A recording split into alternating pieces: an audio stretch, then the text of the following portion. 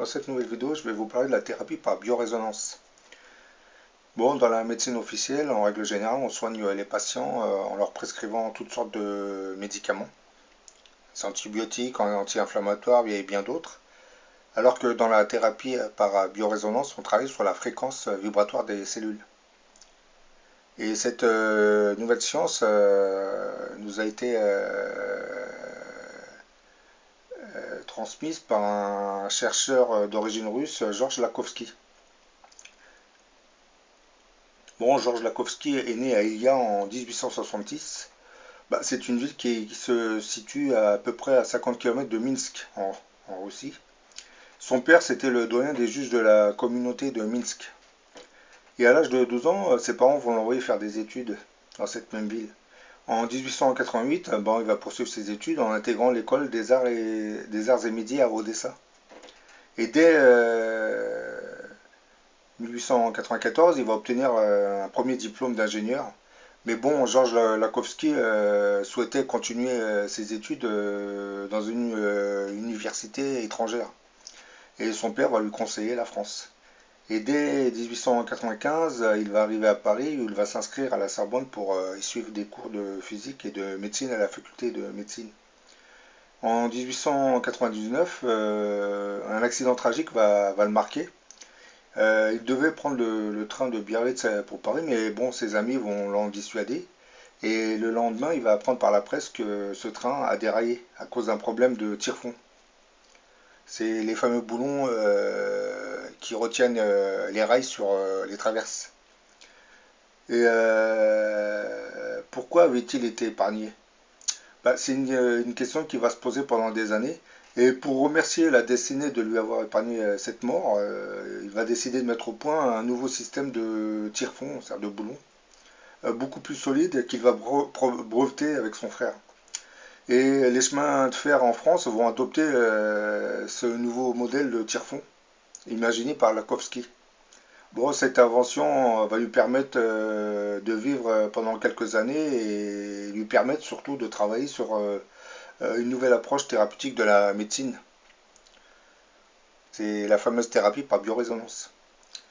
Comme ses études aux Beaux-Arts n'avaient pas donné de résultats satisfaisants, il va partir à Rome pour essayer de se perfectionner dans cette branche. Mais bon, là, c'est pareil, sans trop de résultats.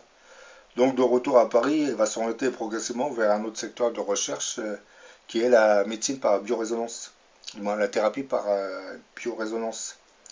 Bon, c'est une sorte de thérapie par l'impulsion de champs magnétiques pulsés. Pendant ses travaux, il va finir par développer une nouvelle théorie sur l'origine de toutes les maladies. Et il mettra en évidence le principe de l'oscillation cellulaire. Bon, selon Lakhovsky, toutes nos cellules se comporteraient comme de véritables circuits oscillants sur le plan électrique avec émission de radiation. Bon, il considérait les petits filaments en vrille qui se trouvaient dans le noyau des cellules comme les équivalents d'un circuit électrique.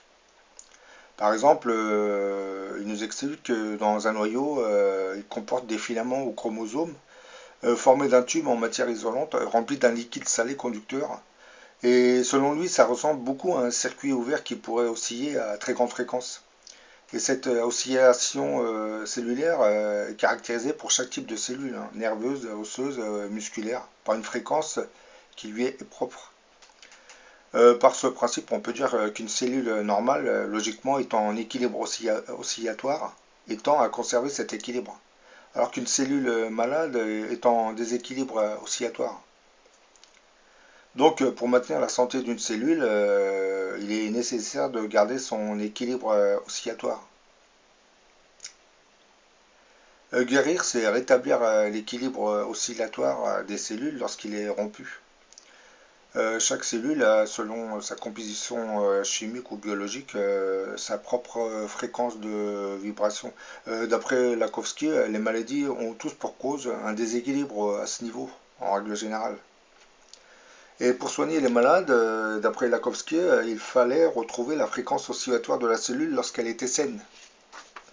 Car selon lui, on ne détruit pas les cellules malades, mais on les aide à retrouver leurs oscillations normales habituelles, c'est-à-dire à leur propre fréquence de vibration qu'elles possédaient avant l'arrivée de la maladie.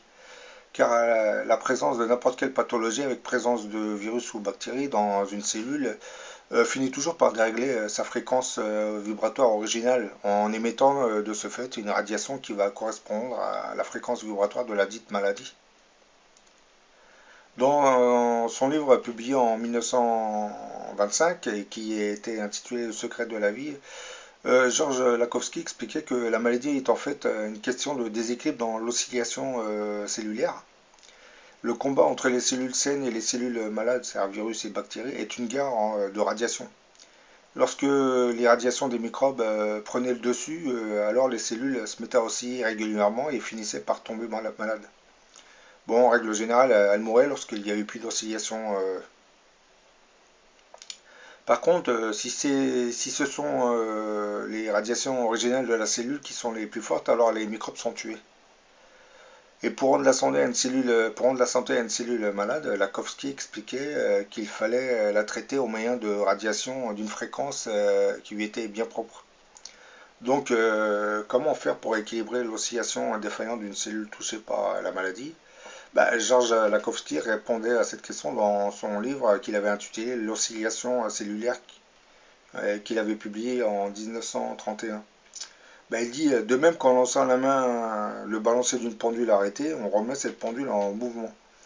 De même, en utilisant les ondes produites par les champs électromagnétiques pulsés, on communique par induction aux cellules malades l'impulsion nécessaire pour rétablir leur équilibre oscillatoire et donc leur bon fonctionnement. Pour Georges Lakhovsky, toutes nos cellules vibreraient sous une certaine fréquence en émettant une radiation particulière. Une cellule, par exemple, en bonne santé, doit logiquement posséder une fréquence d'oscillation particulière, donc émettre la radiation qui va correspondre à son état.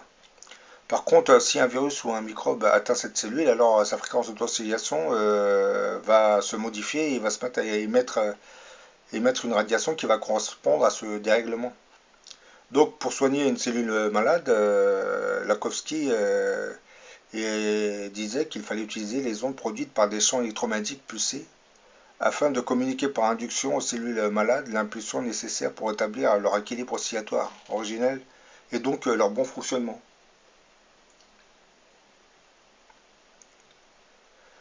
Donc pour provoquer ce choc oscillatoire, capable de remettre les cellules défaillantes en bon état de marche, Lakhovsky va finir par construire une sorte d'appareil qui était capable de créer un champ électromagnétique dans lequel on retrouvait des longueurs d'onde qui allaient de 10 cm à 400 mètres. Bon, une telle amplitude s'explique en général par le fait que les différentes cellules du corps oscillent selon un rythme qui leur est propre et qu'il faut un large spectre pour toucher la bonne fréquence cellulaire, c'est-à-dire il y a beaucoup trop de fréquences. Par exemple, le cœur et les reins vibrent dans des zones proches des fréquences micro-ondes. Et en 1923, Lakhovsky va fabriquer son radiocellulaire.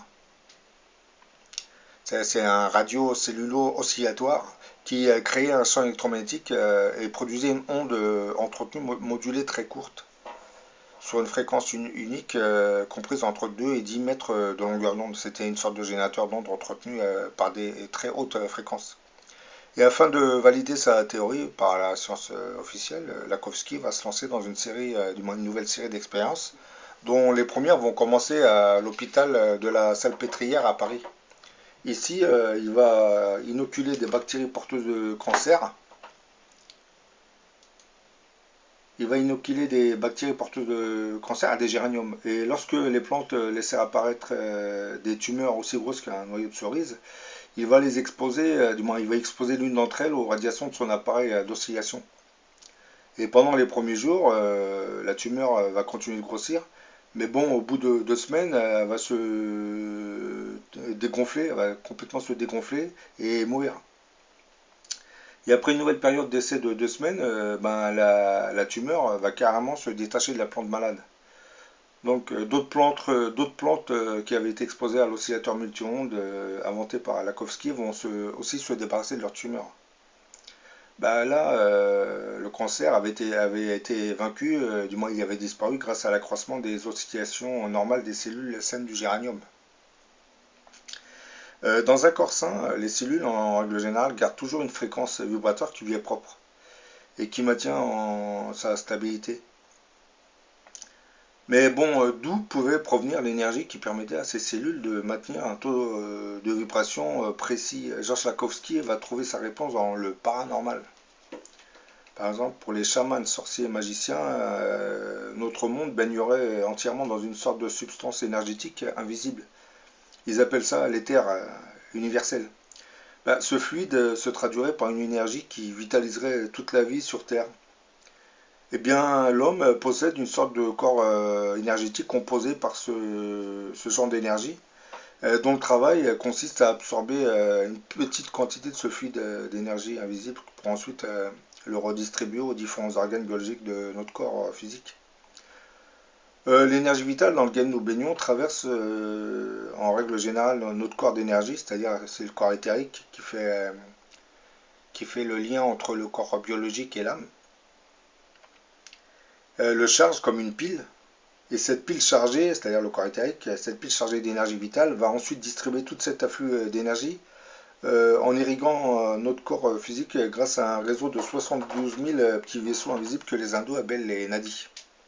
C'est un sorte de système sanguin composé de veines, mais là elles sont invisibles, donc ça n'a rien à voir avec nos veines et nos artères, c'est vraiment invisible. C'est bien cette énergie dite vitale qui apporterait la charge qui serait nécessaire à nos cellules pour qu'elles maintiennent un taux vibratoire qui serait bien précis. Pour Lakhovsky, toutes nos cellules vibreraient selon une certaine fréquence.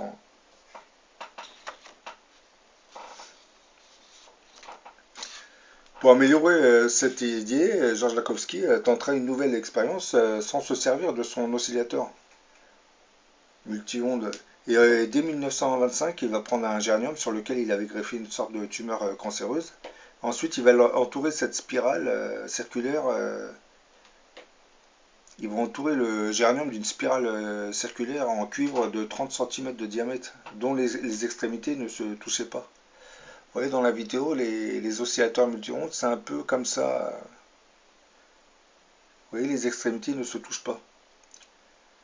Après plusieurs semaines, il va remarquer que son géranium, entouré par la spirale en cuivre, est en pleine santé et 2 fois plus gros que les autres géraniums qui étaient tous morts. Georges Lakhovsky avait réussi à obtenir ce résultat sans utiliser son oscillateur multi-ondes. Par exemple, le champ magnétique pulsé produit par l'oscillateur habituellement était dans ce cas remplacé par l'éther vital, c'est-à-dire l'énergie dans laquelle nous baignons tous. C'est l'éther universel, dont les sorciers se servent pour pratiquer leur sortilège. Bah, à force de ce constat, Lakhovsky va se lancer dans la fabrication d'un autre appareil pour la thérapie humaine. Et son oscillateur multi-ondes, vous voyez ce qu'on voit là, sera par la suite utilisé dans les hôpitaux français et italiens pour le traitement des tumeurs cancéreuses. Mais comme dans les années 40, vous savez que le nazisme avait pris son essor, Lakhovsky, qui était un anti-nazi, a dû fuir la France pour se rendre à New York. Et là, vous avez un hôpital qui va reprendre son oscillateur pour soigner plusieurs maladies incurables. Et la particularité de l'oscillateur, c'est qu'il soigne certaines maladies dites incurables, mais aussi comment dire, les taches sur la peau. Bon, là, j'ai pas d'image, mais vous avez des tests qui ont été faits et les personnes qui ont été exposées aux ondes de l'oscillateur ont vu leurs taches sur la peau disparaître au bout de quelques semaines. C'est-à-dire que ça régénère les cellules. Une fois enclenché, il va essayer de régler la fréquence vibratoire de la cellule. Parce que comme je l'expliquais, selon la théorie de Georges Lakhovsky, les maladies apparaissent, lorsqu'elles apparaissent, et toutes ces maladies, c'est que la cellule a subi un dérèglement au niveau de sa fréquence d'oscillation. Et pour la soigner, ben, il faut retrouver l'ancienne fréquence vibratoire de la cellule saine.